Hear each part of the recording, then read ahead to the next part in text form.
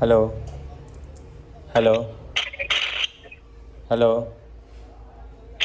Hello.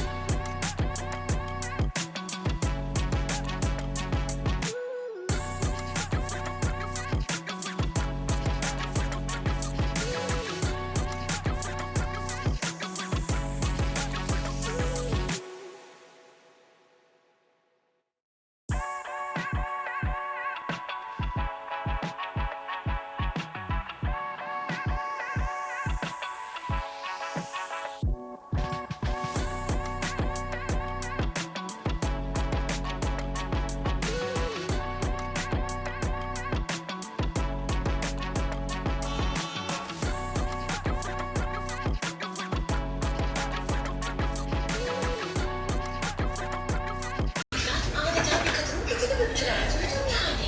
Bende yok. Sen niye ayaktasın? Ne yapıyorsun öyle? Demin oturuyordum şimdi ayaktayım.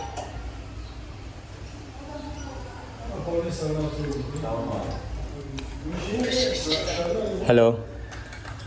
Hello. Sizce?